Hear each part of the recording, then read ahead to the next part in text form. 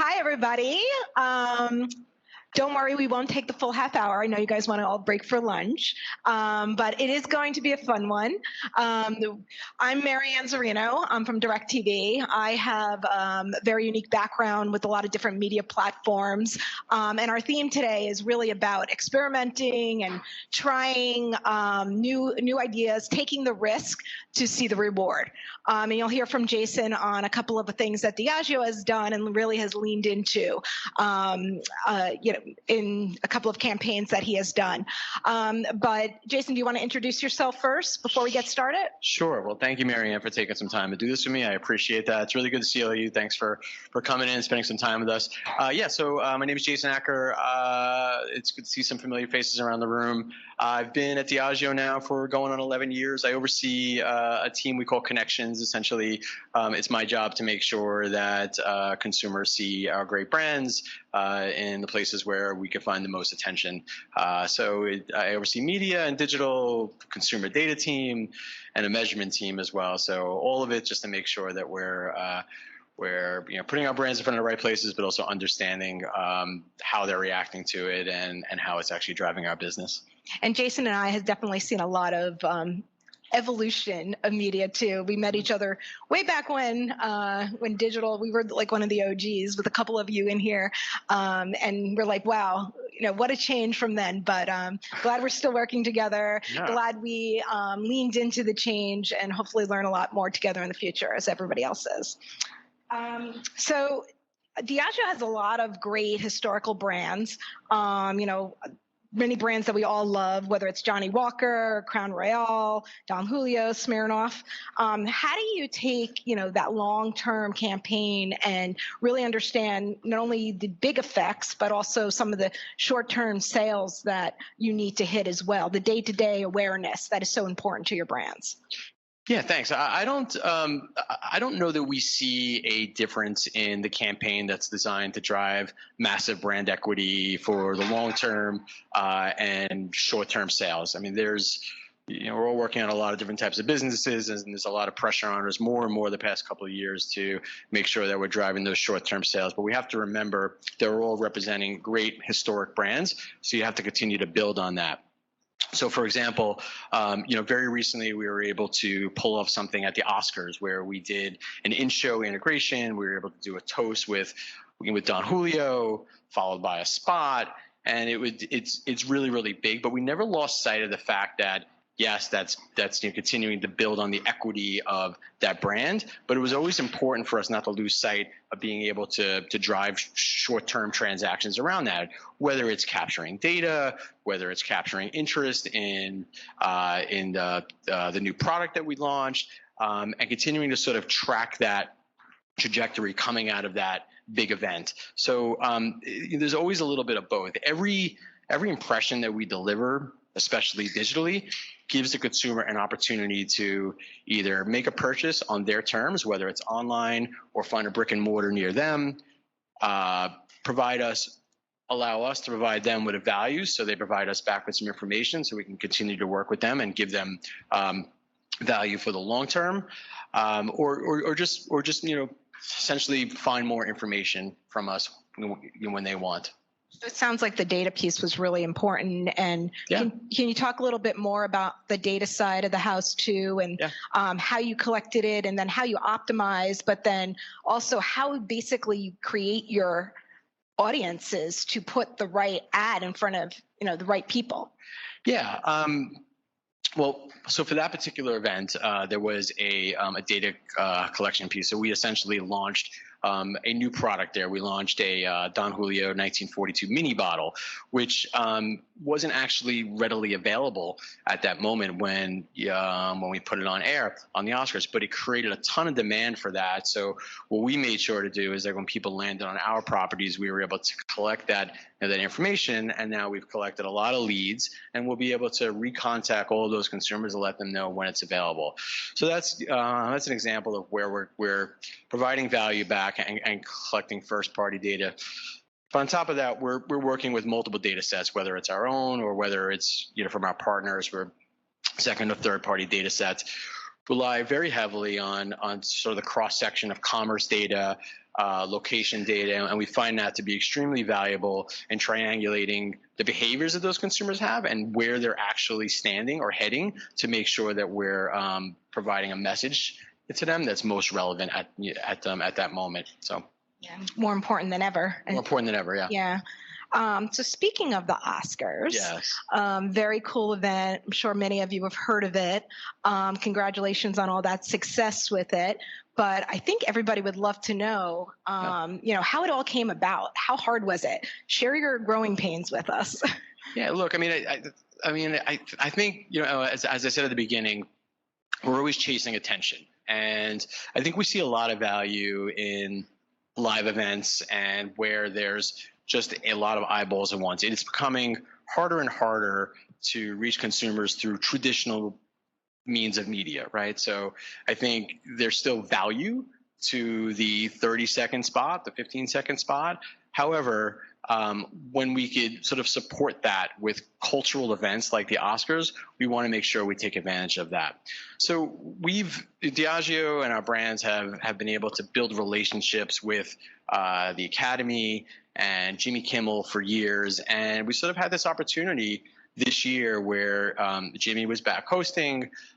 Throughout the years, we have sort of surrounded the Oscars in many ways. We've obviously advertised in show in the past, which was a big win at the time. We've made sure that we showed up at every event surrounding the Oscars. We've done the bars in the Dolby Theater for years. We've done the bars at all the agency parties and made sure that we're showing up in front of the right people, during that weekend. But the opportunity came up to do this in-show moment, to do a toast in-show. And essentially what we wanted to do is make sure that we were organically part of this this program, that it did not come across as a commercial.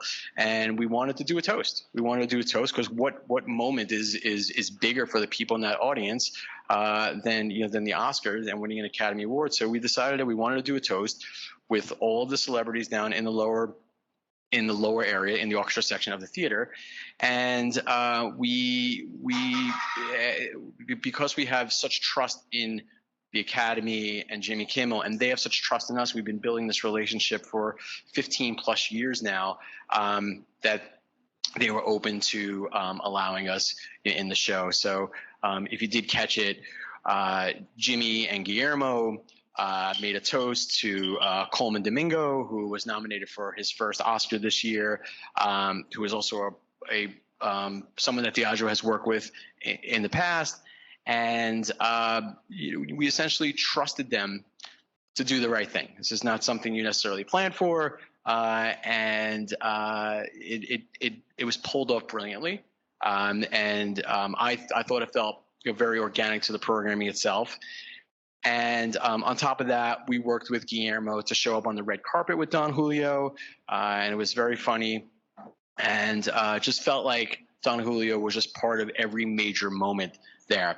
And the results were, better than I think we could expect. I think we're obviously interested in sort of the long-term value of something like that, but in the very, very short term, we saw search traffic spike over 1,000% at that moment.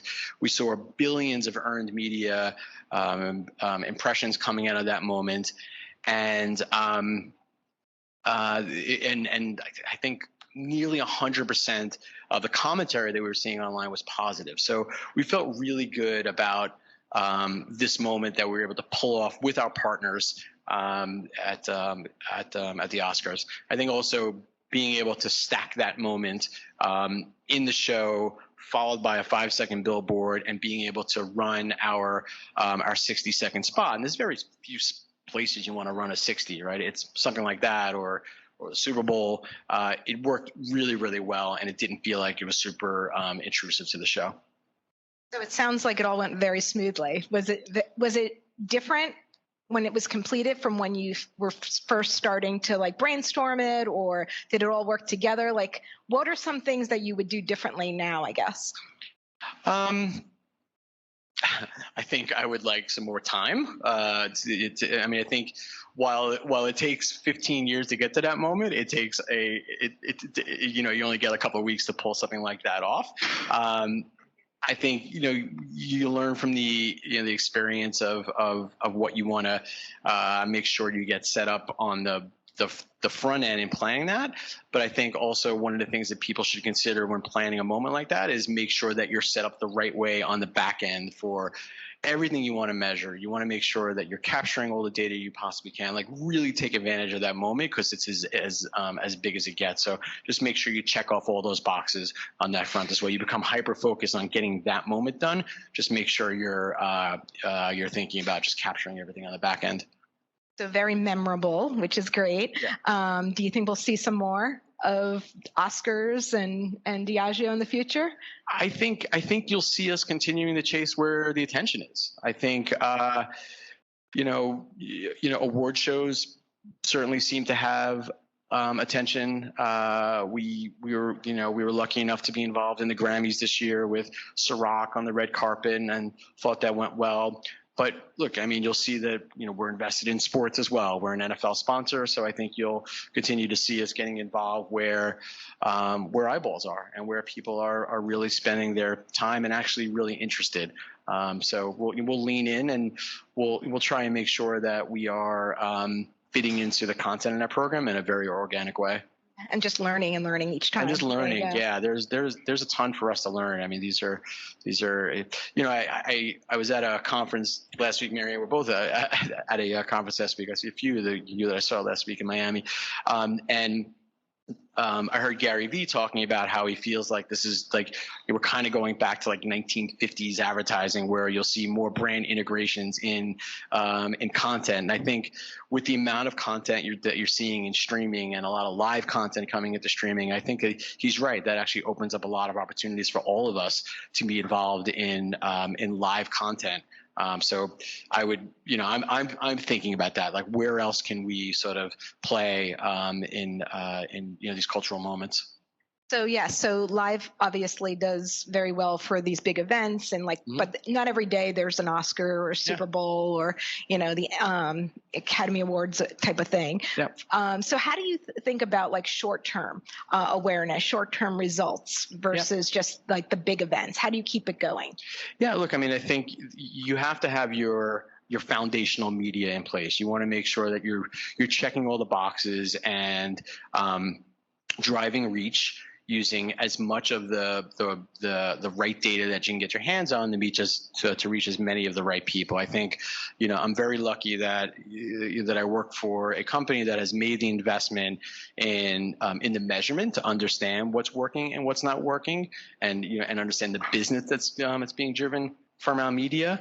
I think using really sitting down and working with your media partners and your ad tech partners to get access to the right data to reach people, our consumers, at scale without getting too niche, so you're only reaching a handful of people at a time. It's important to continue to think about scale, and you know, we'll continue to do that to drive the business on a day-to-day basis while also thinking about the big tentpole moments as well. Yeah. Great, thank you. So what would you say to all these marketers here today that are maybe concerned about taking a risk with live programming, or, you know, unique opportunities such as like a live toast, which is extremely unique, or trying to connect the dots in a different way that is not like, oh, here's a package for you? What would you say about taking that risk, whether it's something small like a pause ad on DirecTV or, you know, a Oscars toast? Yeah, I mean, I think I think the evidence is there for us to take those risks. I think if you're looking for where there's scale, and we all go to, you know, like the Oscars is the kind of thing where you don't necessarily have the money laying around to do something like that. You have to build that case. So I mean, for me, it's all about just looking at the math, like really looking at the amount of eyeballs that could potentially be on this, and like, don't be afraid to take the smart risk. Like, lean into your partners, lean into your relationships, and trust. I think you have to trust that things like this will work out, and you got to do it in sort of an intelligent, thoughtful way. But generally speaking, it works, and you want to work for a place that allows you to take those calculated risks. And I think I'm lucky, and I think there's probably a lot of us in the room that could do that. Also, just I would encourage everyone to take the risk. Sounds like a good idea, especially with all the new opportunities out there right now. For sure. Let's have fun with it, right? Yeah. And, you mentioned things like pause ads. Those are great. I mean, I think take advantage of sort of the standard or like newer types of media placements in that. CTV give us the option. I mean, this is user behavior, right? We're able to pause. We don't have to wait for the commercial break anymore. So imagine a pause ad where it's like, hey, you're pausing, go make yourself a Don Julio margarita. Like, these are really good opportunities for us to sort of give back some real value while someone's just pressing pause instead of just a frozen screen. And it takes a minute to get there to say, okay, we're going to do something different. But once you start doing it, you see it is effective, and people become accustomed to interacting and not just sitting back anymore. Exactly. So it does work. I have one more question for you. Let's do it. What is your favorite cocktail? Oof. I get that question a lot, as you'd imagine. Look, I mean, we have this tremendous portfolio of brands across every category, and I'm kind of seasonal with what I drink. Generally speaking, I'm not going to cop out on the question. Generally speaking, I'm just like pouring myself like a Mortlock 20 or something like that, which is an incredible liquid if you ever get a chance. But my new thing that I'll have is a bit of a twist on an espresso martini. So it's a Don Julio Reposado espresso martini shaken on the rocks. Try it, you'll love it, and you'll thank me later. It is incredible, and it's a good way to kind of start your night. I wouldn't end your night with it, otherwise you won't be sleeping for a week and a half. But it's a good cocktail. You heard it here first. Yeah. Well, I don't know about anybody else, but now I want to have a drink. So, does anybody have any questions before we do that?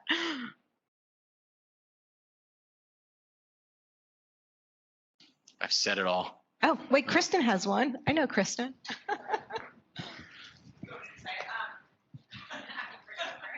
I can hear you.